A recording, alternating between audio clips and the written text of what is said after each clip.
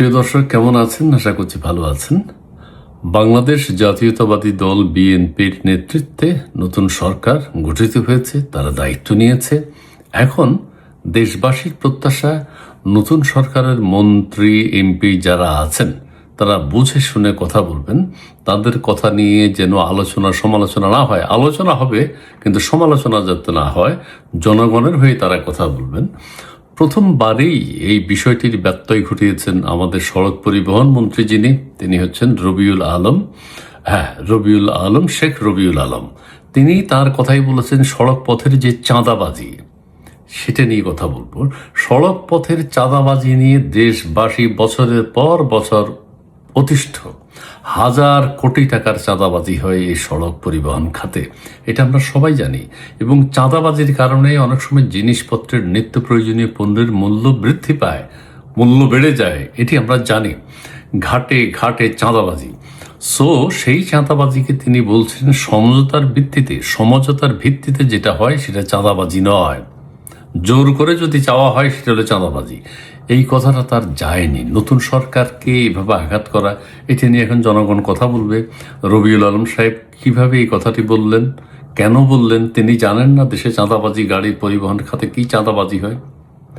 ঠিক আছে, পাবলিক পরিবহন যেগুলো, সেগুলো তো প্রভু চাঁদাবাজি। পণ্য পরিবহনের ক্ষেত্রে চাঁদাবাজি, বিশৃঙ্খল অবস্থা সড়ক পথে।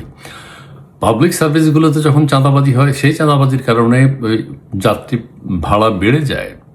ঠিক আছে, ট্রাকে পণ্য পরিবহন করে যারা, তাদের চাঁদাবাজির জন্য নিত্য প্রয়োজনীয় পণ্যের দাম বেড়ে যায়। এটা কি শেখ রবিউল আলম সাহেব জানেন না? আমাদের নতুন সড়ক পরিবহন মন্ত্রী, রেল মন্ত্রী, তিনি না ভেবে না চিনতে, জনগণের কথা না ভেবে এই কথাটি হুট করে বলে দিলেন। কিভাবে ভেবে চিনতে বলতে পারতেন যে কি চাঁদাবাজি হয়? আমরা দেখছি, আমরা দেখব কেন চাঁদাবাজি হয়। আচ্ছা, সমঝোতার ভিত্তিতে চাঁদাবাজি হচ্ছে, একটা লাইব্রেরি হবে, সেটা সবাই মিলে আন্ডারস্ট্যান্ডিং হলো যে আমাদেরকে কিছু টাকা উত্তোলন করতে হবে।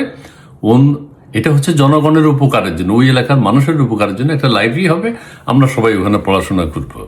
একটা ক্লাব হবে, ক্লাবের চাঁদা, ওই ক্লাবের চাঁদা দিলে বল কেনা যাবে, ক্রিকেট খেলবে, ব্যাট কেনা যাবে। সেটা হলো সমঝোতার ভিত্তিতে চাঁদা। এরকম আরো বহু আছে। মসজিদ কমিটি মাঝে মধ্যে মসজিদের ডেভেলপমেন্টের জন্য সবাইকে এটা চাঁদা ধার্য করে। এইসব ক্ষেত্রে হলো সমঝোতার ভিত্তিতে চাঁদা। পরিবহন সেক্টরে যেটা হচ্ছে সেটা হচ্ছে নৈরাজ্য, এটা হলো চাঁদাবাজি। এটা মাননীয় মন্ত্রীকে বুঝতে হবে। মাননীয় মন্ত্রী যে দাপটে কথা বলতেন বিভিন্ন টক শোতে, আমরা দেখেছি নির্বাচনের সময় তার যে বক্তব্য শুনেছি, আমরা জানি যে এই ফাটাকেষ্ট বা এই মন্ত্রী এসে সড়ক পরিবহন খাতে, রেল, সড়ক, নৌ সমস্ত ক্ষেত্রে একটা পরিবর্তন আনবেন। কিন্তু এটার ওই যে নৌ পরিবহন ক্ষেত্র চাঁদাবাদি আছে, রেল পরিবহন ক্ষেত্র চুরি ডাকাতি আছে, এখন তিনি কিভাবে সেগুলো সামলাবেন? তার ভেবে চিনতে বুঝে প্রথম কর্মদিবসেই তিনি বলেছেন সমঝোতার ভিত্তিতে যেটা হয় সেটা চাঁদাবাজি নয়। বিষয়টা খুবই দুঃখজনক। সাধারণ মানুষ সেটা মেনে নিতে পারে না। অলরেডি কথা উঠছে। নতুন সরকার, এখনো মানুষের দাবি যে তারা, মানুষের চাওয়া যে নতুন মন্ত্রী, সংসদ সদস্য যারা হয়েছেন তারা ভেবে চিনতে জেনে বুঝে জনগণের হয়ে কথা বলবেন। এই প্রত্যাশা আমাদের শেখ রবিউল আলম সাহেব, যিনি আমাদের নতুন সড়ক পরিবহন মন্ত্রী হলেন, তার কাছেও দেশবাসীর প্রত্যাশা অনেক। সড়ক পথে শৃঙ্খলা ফিরিয়ে আনতে হবে, দায়িত্ব তাঁর। ঠিক আছে, আজকে আর বেশি বললাম না, এটা জনগণ রিয়্যাক্ট করেছে। শেখ রবিউল আলমের বক্তব্য, এহেন বক্তব্য পছন্দ হয়নি। ধন্যবাদ।